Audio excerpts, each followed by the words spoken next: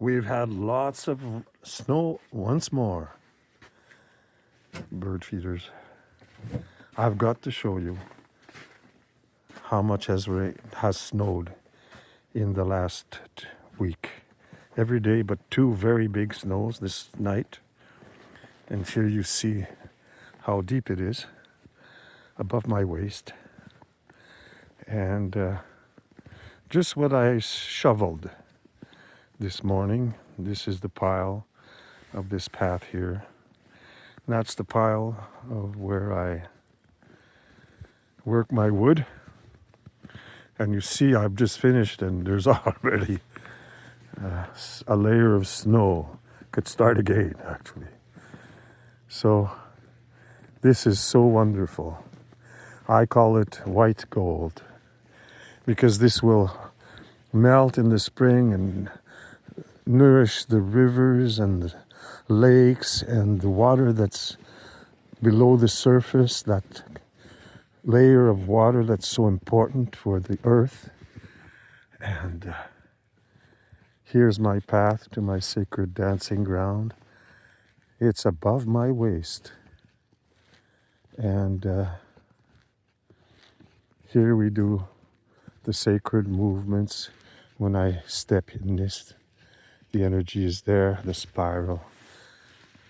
Yes. Oh, you can't see me moving. Yes, okay.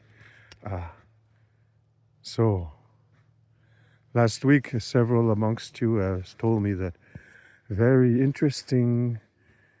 They liked it, that I share this way. I'm really new at this. I'm not doing it, I guess, exactly right, but let's show you I'm going to have to take snow off my roof.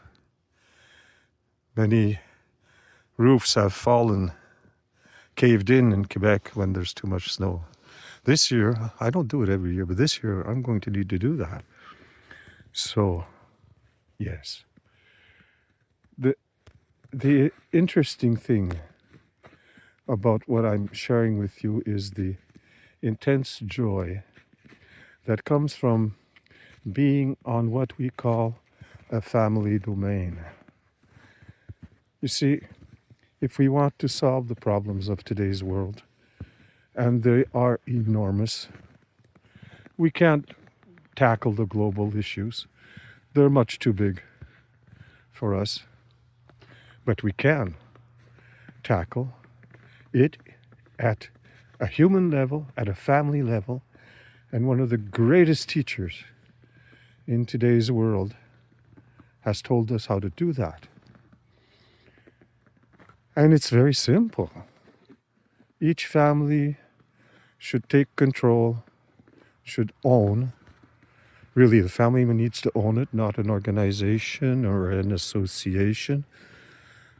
They should own a parcel of land, ideally of at least a hectare, smaller if they don't have the means, and then grow food and live there. And as the earth is always very abundant, it will produce abundance. And lots of food and lots of the implements that are needed in everyday life and making strong families. When you're eating the food that you have yourself produced, you can't have a higher quality than that. It actually heals you. See, and every land is different. See, here we have the apple trees and the nut trees and the prunes and the cherry trees and sumac and saskatoons and everywhere. And a lot of this I was showing you my face. I'm new to this. Let's start again. So here is the apple trees and the nut trees and the prune trees and the cherry trees and the more cherry trees and the sumac and the saskatoons and there's lots of things under the snow that we can't see right now. Every land has its own. A lot of this I didn't even put in myself. It just grows naturally. Like raspberries, the land is covered with raspberries here. I even have to pull a lot of it out because I want some land for the vegetables. Yes. So the principles of taking care of the land are simple, as taught by this great teacher, and that can save our planet. Each family takes care of a small portion of land that's human size and grows their food and lives there, and they should never sell it. It always belongs to the ancestry, to the descendants of that family, and ideally paying no taxes on this land of any kind. That's the ideal. And this way we can heal the whole planet, one family, one small plat at a time. And if you have a community of these family domains, like in Russia, they've created over 300 of these. Well, then people share in the bounty and they prepare what the animals need.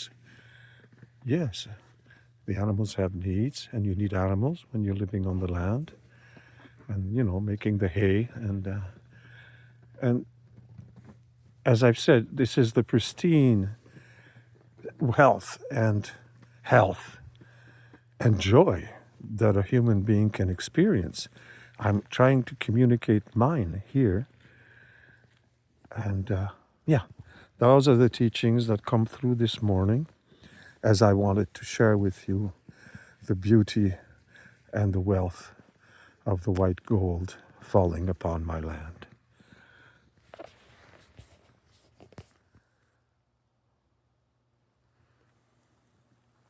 You have a very beautiful week and a wonderful weekend.